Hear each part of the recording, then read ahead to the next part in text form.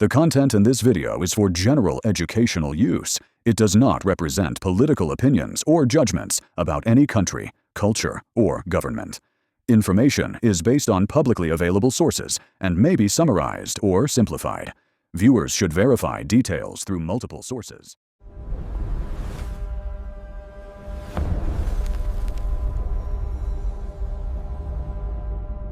Today, we're diving into a fascinating moment in history, a time when centuries of royal tradition slammed right into the laws of a modern nation. It's a real story about kings, power, and, the very soul of a country.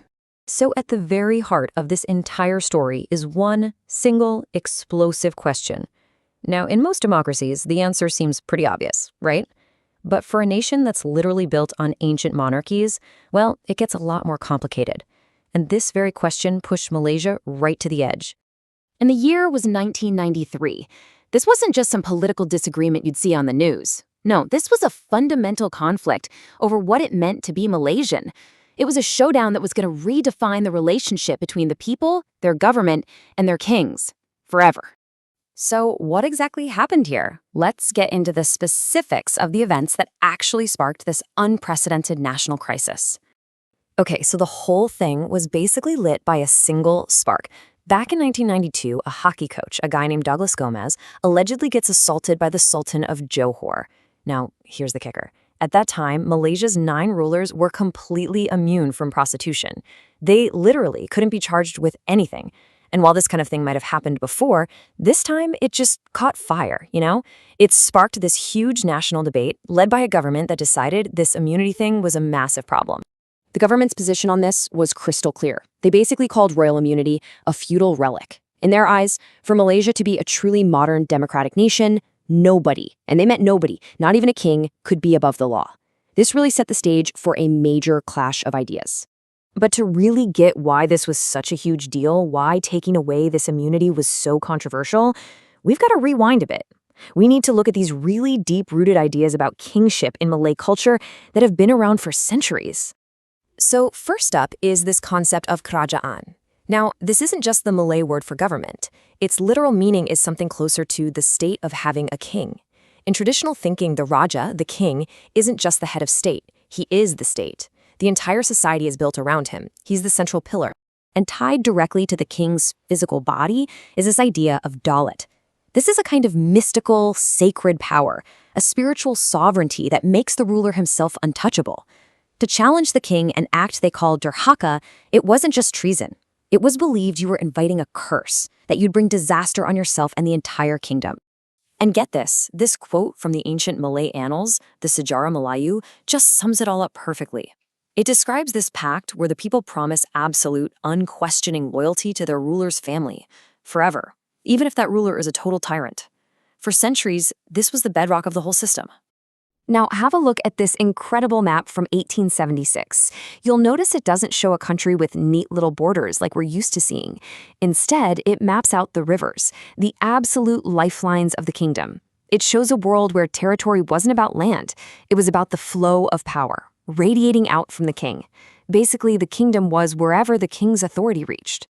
So, you have this ancient, deeply, deeply ingrained system of sacred kingship. And now, let's watch what happens when that system crashes head-on into the legal and political realities of the 20th century. And wow, did it happen fast? So November 92, the Gomez incident happens. Just 1 month later, the government is officially debating the ruler's behavior in parliament, which was just unthinkable before. By January, a bill to strip their immunity is passed. And after some really tense negotiations, by March 1993, it's law. The pace was absolutely breathtaking. So this just created a massive shift. I mean, think about it. Before 1993, a ruler had absolute legal immunity, full stop. After 1993, that immunity was gone. In its place was this new thing, a special court that had the power to actually put a ruler on trial. The king was no longer above the law. And that special court? It was the very first of its kind, the only court in the entire world with the specific job of putting a reigning monarch on trial.